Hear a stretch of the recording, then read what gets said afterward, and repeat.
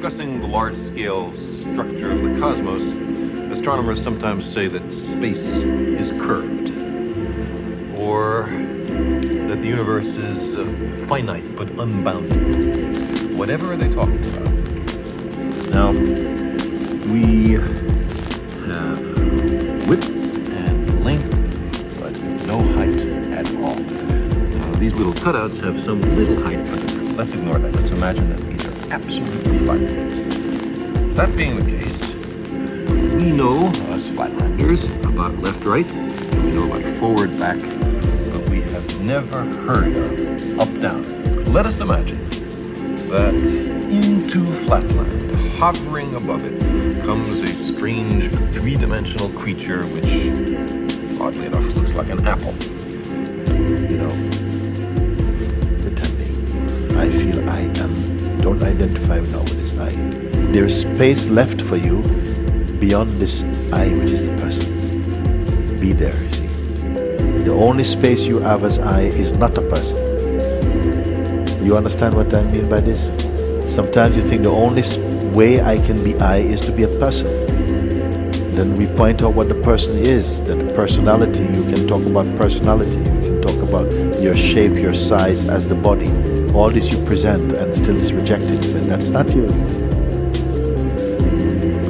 The three-dimensional creature is unhappy about being considered a psychological aberration, and so he descends to actually enter flatland. Now, a three-dimensional creature exists in flatland only partially. Only a plane, a cross-section through it can be seen. So, when the three-dimensional creature first reaches flatland, it's only the points of contact which can be seen. And we represent that by stamping the apple in this ink pad and placing that image in flatland. And that's not you, not here. It's not you. Where else do I have to go? I've told you everything about me. I say you told me nothing about you. You told me only what your mind made up. Then you have to find a space now in which even the idea you have of yourself is housed. So your I must expand beyond that limited thing of a person. How are you going to be there? Beyond the person is the immeasurable. Such a friendly gesture from dimension to dimension makes a contact with the square below and sends our flat creature fluttering and spinning above flatland. At first, the square has no idea what's happening. It's terribly confused. It's utterly outside his experience. After a while, he comes to realize that he is seeing inside closed rooms in flatland. He is looking inside his fellow flat creatures. He is seeing flatland from a perspective no one has ever seen it before to his knowledge. Getting into another dimension provides as an incidental benefit a kind of X-ray vision. For a while you made your house, you made your room, a very small room, a definable room. And you felt cozy. You decorated that room very well. But your spirit now has outgrown this room.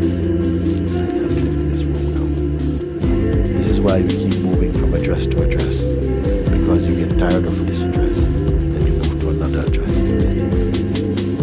Now you have to move from all your addresses into that, your final home. You will not want to leave it.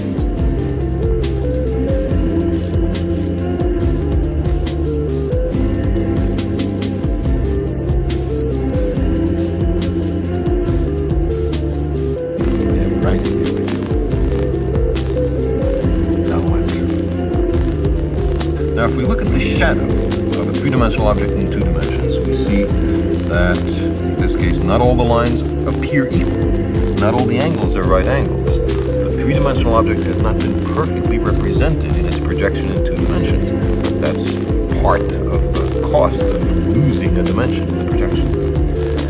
Now, let's take this three-dimensional cube and project it, carry it, through a fourth physical dimension. Not that way, not that way, not that way, but at right angles to those three directions. I can't show you what direction that is, but imagine that there is a fourth physical dimension. In that case, we would generate a four-dimensional hypercube, which is also called a tesseract. I cannot show you a tesseract because I and you are trapped in three dimensions.